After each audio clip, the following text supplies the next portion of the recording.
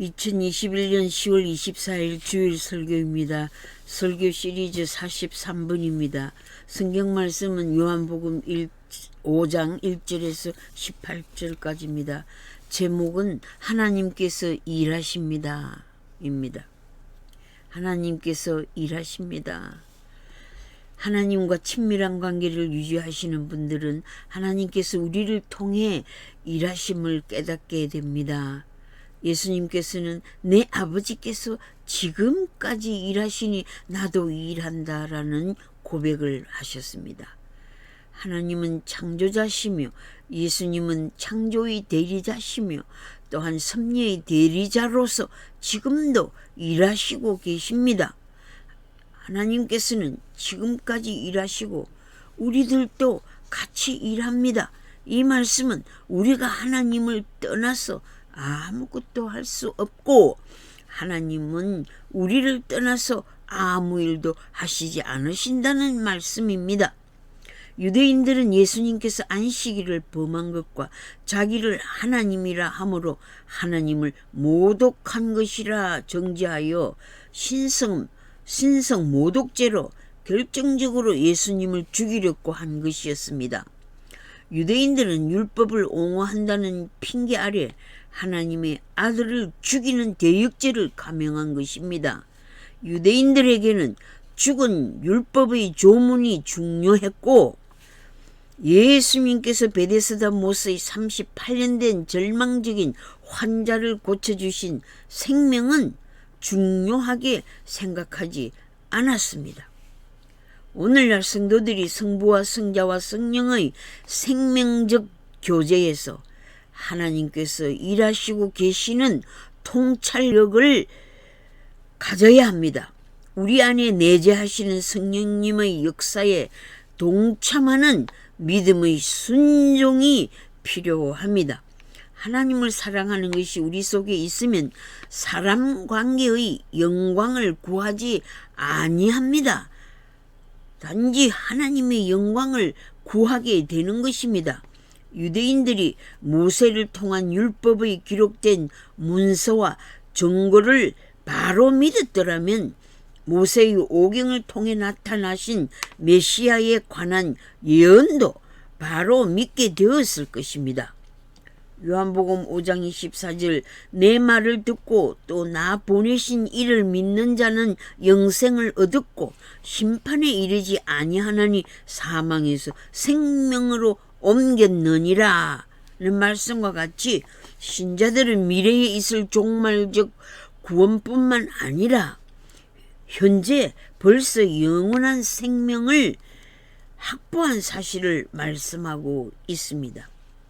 예수 그리스도는 하나님의 아들로 인성을 입으시고 속죄자가 되시며 심판자가 되시며 영원한 천국에서 찬양의 대상이 되십니다.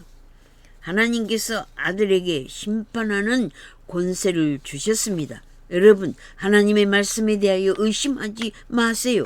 죽은 자들이 예수 그리스도의 음성을 들을 때가 옵니다. 인간은 선악간의 생명의 심판과 사망의 심판을 받게 됩니다. 생명의 부활과 심판의 부활을 얻게 됩니다. 선악의 표준은 인간의 표준이 아닙니다. 그러므로 생명의 심판은 신자들의 구원을 의미하며 사망의 심판은 불신자들이 받는 멸망을 의미합니다. 히브리서 2장 1절에서 4절 사이에 우리가 이같이 큰 구원을 등한히 여기면 어찌 그 보응을 피하리요라고 기록했습니다. 사람은 각각 자기가 행한 대로 자기의 상을 받게 된다고 고린도전서 3장에서도 말씀하셨습니다. 로마서 2장 6절에도 하나님께서 각 사람에게 그 행한 대로 보응하신다고 하셨습니다. 하나님께서 각 사람의 공적을 시험하실 날이 온다는 것이며 하나님의 심판은 사람과 달리 공평하시다는 진리입니다. 악행하는 각 사람의 영에는 환난과 공고를, 선한 자에겐 영광과 존귀와 평안이 선고되어 있습니다. 차별 없이 심판하십니다. 외형을 보시지 않으십니다. 저는 하나님께서 대한민국 역사의 현장에서 일하시고 계심을 확신하고 있습니다. 세밀하게 살피셔서 개입하시고 괴심을 느끼고 있습니다. 부정부패와 폭력을 드러내고 계시는 하나님의 역사를 보고 있습니다. 성도들은 하나님과 함께 하나님의 일을 해야 합니다. 정의로운 일에 동참해야 합니다. 진리를 거스리는 자들을 드러내고 계십니다. 우리가 진리를 거스리고 아무것도 할 수 없다고 선포했습니다. 하나님의 공의를 물같이 흐르게 하며 하수같이 흘러 넘치게 하는 일에 하나님과 함께 해야 합니다. 신명기 10장 17절에 너희의 하나님 여호와는 신 가운데 신이시며 주 가운데 주시요 크고 능하시며 두려우신 하나님이시라. 사람을 외모로 보지 아니하신다고 하셨습니다.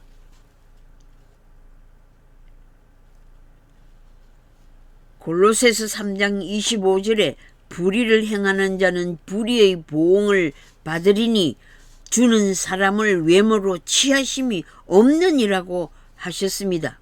대한민국은 내년 대선을 위해 대선 후보 경선이 불붙고 있는데 여당 후보가 최종 결정된 상황에서 정치인의 공정성, 도덕성에 문제가 제기되어 큰 파장이 일고 있습니다. 자기 행위가 깨끗하다고 주장하는 자, 자기 자신을 속이고 내 죄는 크지 않다고 국정감사장에서 거짓으로 포장하고 척근임을 부정하고 배신하며 불의를 축소시키기 위해 거짓 증거하기도 하며 자기의 책임론을 회피하는 자를 보았습니다. 또한 남에게 죄를 다 뒤집어 씌우면서 살아남기 위한 온갖 변명을 하는 것을 지켜보았을 것입니다. 증거물과 과학적인 증거 자료들이 있음에도 불구하고 영장을 기각하고 구속하지 않으며 의회와 사법부의 공의의 법치를 실현하지 않으려는 참으로 무법천지를 이루고 국민들을 우롱하고 있습니다.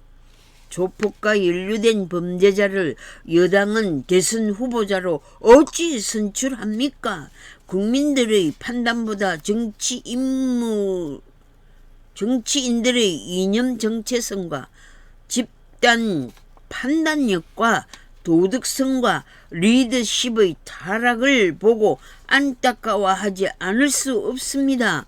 독재와 집단 폭력주의와 공산사회주의는 미혹의 영이 사로잡고 있습니다. 그 길은 평화가 없습니다. 그 길엔 번영이 없습니다. 그 길엔 안전이 없습니다. 그 길엔 희망이 없고 공포와 불안과 압제와 사망이 있을 뿐입니다. 하나님의 은혜를 받아 하나님 중심, 성경 중심, 기독교 사상으로 대한민국을 건국하고 발전시켜 왔는데 특권층의 기득권과 계급주의와 거짓 지식과 정보를 선전하며 불의의 길로 국민들을 인도하려는 어둠의 영들이 있습니다. 인권과 자유를 박탈하는 권력 중심적인 자들은 파괴주의, 자폭주의, 지옥 시나리오를 쓰는 자들로 희망의 길이 아닌 멸망의 길로 대한민국을 몰아가고 있음을 한탄하게 됩니다. 문정권 신여 검찰이 봐주면 이재명 씨가 살아남습니까? 사악한 대통령을 원하는 시민들이 있다면 정상적인 국가가 아니겠지요. 현 집권 세력이 얼마나 부패되었는지 국민들이 염려하고 분노하고 있습니다. 사기 탄핵과 부정선거와 여론조작, 선거조작의 부패의 정권을 더 이상 지켜보지 않을 것입니다. 정권 교체의 신선한 정의의 바람이 불기 시작했습니다. 나라를 법치국가로 바로 세우기 위해 바른 지도자들을 선출할 것입니다. 대선 후보 검증에 국제 마피아가 등장하면 정상적인 국가입니까? 배임 행위를 배제하는 이유가 물적 근거가 없는 것입니까? 아니면 증거를 인멸했습니까? 검찰이 수사와 압수를 늦춤으로 덮어주는 수사비리는 문 정권의 부패 범죄를 인정해 주고 있지 않습니까? 정치 수사로 뇌물 혐의를 덮을 수가 없지 않습니까? 검찰과 경찰의 수사와 변호사들이 말을 맞추면 되겠습니까? 새롭게 추가 수사를 하고 특검 수사 여론이 높아지고 있습니다. 유죄를 인정받기 위한 정당한 조치를 해야 할 것입니다. 공동공갈 수사는 먹혀들지 않습니다. 박철민 씨의 옥중 스신을 통해 조폭 연루설을 수사해야 합니다. 사진들이 공개되었고 증거자료가 있는데도 조폭 정치를 듣고 갈 수 없습니다. 연루된 실적물과 증언을 통해 수사를 해야 합니다. 언론 중지법을 거론하는 것은 여당의 추태일 뿐입니다. 정치 살인의 행위로 수사를 막는 일은 더 이상 없어야 될 것입니다. 배임죄와 뇌물죄의 형태를 국민 앞에 밝혀주어야 합니다. 20억을 이재명 시장에게 주었다는 증언을 듣고도 수사를 안 할 수 있습니까? 조폭 동원하여 자신의 영위만을 위해 살아온 자를 대통령 후보를 내는 현 여건의 부패성을 폭로해야 합니다. 공직자들은 뇌물과 변호사비를 받을 수 없습니다. 김영란법을 어긴 자입니다. 국감 위정을 물어야 합니다. 조폭 연루설을 해명해야 합니다. 정치인들의 선전 퍼포먼스는 비일하기 짝이 없습니다. 폭력배가 폭력배를 응징해야 한다는 어처구니 없는 발언, 전두환 대통령을 나치 범죄형이라고 하는데 이재명 자신의 폭력 행위를 덮어버리려는 수작입니다. 민주주의 실현은 광주 시민의 피만이 아닙니다. 광주의 진상을 왜곡하는 자가 이재명입니다. 정과 사범인 자가 전두환 대통령 비호비석을 밟고 쇼하면서 지지층의 인기를 유지하려는 행위는 그의 도덕성과 지도력의 모순점을 보여주고 있습니다. 그는 유능한 자도 아니며 정직한 자도 아니며 주사파 간첩들과 연루되어 적을 이롭게 하는 공산주의 지향자이며 정치 보복자입니다. 조폭을 이끌어 정치 권력을 장악한 자이며 약자를 위한다는 거짓으로 약자를 이용한 폭력자입니다. 비애국자이며 반자유민주주의자입니다. 성도들은 고난과 핍박 가운데서 하나님의 구원을 요청해야 합니다. 과거에 받은 하나님의 은혜를 기억하고 진실과 의로 응답해 주시기를 갈망해야 합니다. 성도들은 하나님의 영광과 그 이름을 높이기 위해 목적 기도를 해야 합니다. 시련과 고통 속에서 자신의 무죄를 하나님 앞에 주장하면서 하나님께 공정한 재판을 해달라고 요청하는 기도를 드려야 합니다. 자신의 허물과 죄를 인정하고 고백해야 용서를 받을 수 있습니다. 하나님의 긍휼하심, 용서와 자비를 구하는 올바른 참회가 있어야 합니다. 다윗은 우리아의 아내 바세바를 범하고 난 후에 무서운 하나님 심판 아래 있게 되자 눈물을 흘리며 회개하는 시를 기록했습니다. 시편 51편을 비롯하여 다윗의 탄원시가 있습니다. 주의 눈에는 의로운 인생이 하나도 없나이다. 의는 없나니 하나도 없도다 라는 대명제 앞에 모든 인생은 머리를 숙일 수밖에 없습니다.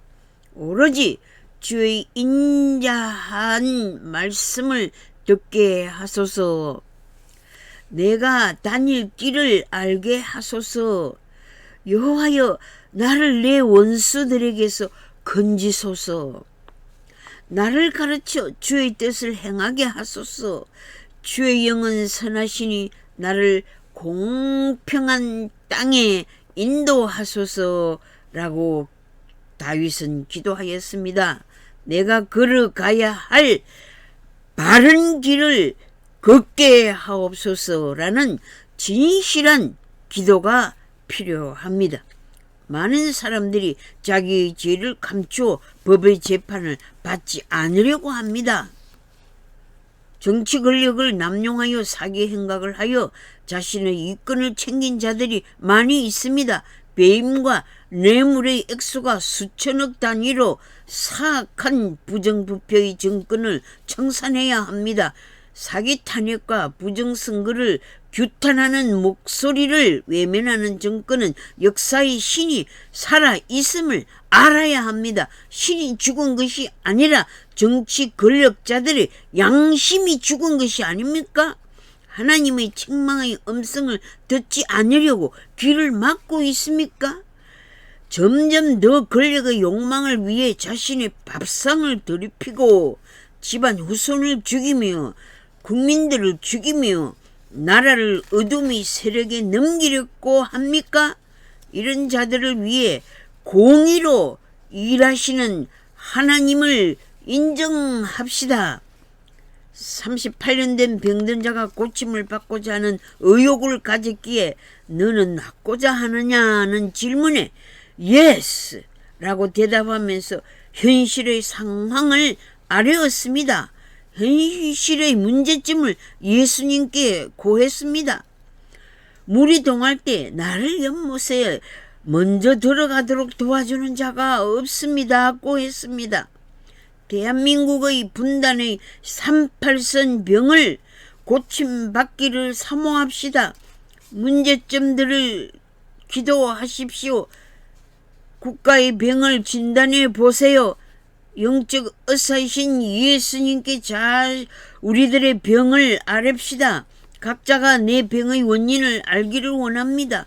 치료받기를 원합니다. 내 몸의 컨디션이 아주 좋지 않습니다. 대한민국의 컨디션이 아주 좋지 않습니다. 국가가 위기에 있습니다. 건전한 육체와 건전한 정신을 가질 수 있도록 병을 치유해 주시옵소서 라고 부르짖으세요. 나는 아직 죽을 병이 아니다라고 자신 있는 자들입니까? 시한부 환자인 것을 거부하고 있습니까? 정치과학적인 측면에서 정치가로서 병명을 가지고 있습니까? 치료해 주시기를 기뻐하시는 하나님 앞에 나아갑시다. 사망의 음침한 골짜기에서 방황하시지 마세요. 자기의 죄를 통회하고 자복해야 합니다. 회개의 기회를 미루시지 마십시오. 회개의 합당한 결단으로 열매를 맺어야 합니다. 죄의 어두움의 확산을 막아야 합니다. 붉은 세력을 무너뜨려야 합니다. 왜곡된 사상은 왜곡된 사고에 물들게 하며 깊은 구덩이로 빠지게 하며 벼랑 끝으로 떨어지게 합니다. 너희는 나를 찾으라. 만날 만한 때에 나를 찾으라.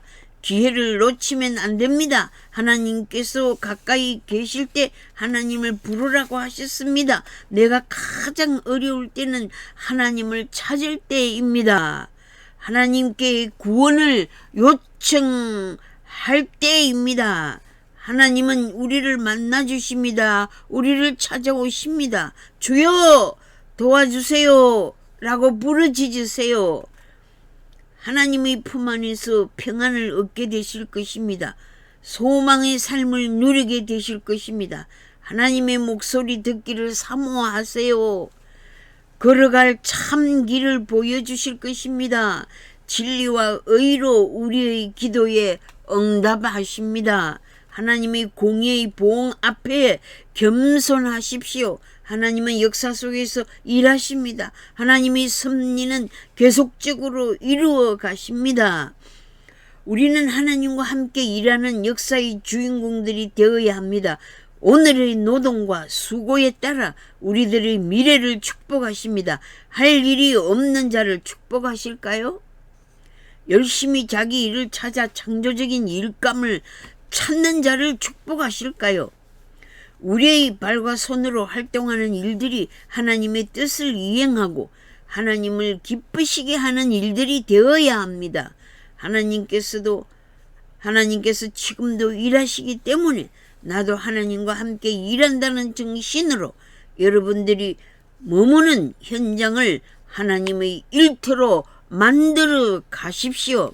하나님의 일터를 보여주실 것입니다. 추수할 것은 많은데 일꾼이 부족하여 일꾼을 부르고 계십니다. 하나님께서 이 일을 위해 나를 부르시고 계심을 인식하고 사명에 민감하십시오. 성실하고 부지런한 일꾼들에게 너희가 행한 대로 보상을 주신다고 약속하셨습니다. 불의한 종들은 불의의 열매를 거두고 의로운 자는 의로운 열매를 거두게 됩니다. 나는 하나님과 함께 하나님의 사역을 하는 자다는 정체성을 가지고 살아가시는 성도들이 되시기를 축원합니다. 하는 일 없이 놀고 먹으면 게으른 자가 됩니다. 게으른 자는 가난하게 됩니다. 정부의 도움만을 의지하고 살면 소비성 인간이 됩니다. 무슨 일이든지 하여 생산성을 높여가는 하나님 나라 일꾼이 됩시다. 채용 광고의 적임자가 아니라고 낙심하지 마세요. 하나님 나라 모집 광고는 누구에게나 열려 있습니다. 크고 넓은 무한대의 나라에 영혼을 추수하는 일꾼으로 초대하십니다. 홈리스 사역에 누구나 동참하실 수 있습니다. 사람을 고생시키고 어려움에 빠지게 하는 일이 아니라 약한 사람을 도와주고 사람을 살리는 일을 합니다. 아무 유익이 없는 일이 아니라 여러 가지 상으로 유익을 얻게 하십니다. 소득을 얻게 하십니다. 창조 경제를 발전시켜 갈 수 있게 하십니다. 세상을 관리하고 다스리는 능력을 발휘하는 일꾼이 됩시다. 하나님 나라 확장을 위해 하나님과 함께 일합시다. 불평과 불만을 몰아내고 하나님의 공의를 실현합시다. 주여, 저가 부족하지만 영광스러운 하나님 나라를 위해 하나님과 함께 일하는 일꾼이 되게 하옵소서. 예수님처럼 새벽 기도로와 아침 기도로 일을 시작하게 하시고 하나님과 함께 하루 일을 잘 마칠 수 있음을 감사하고 저녁 기도하게 하시고 단잠을 통해 새 힘을 공급하여 주시옵소서. 예수 그리스도 이름으로 기도드립니다. 아멘.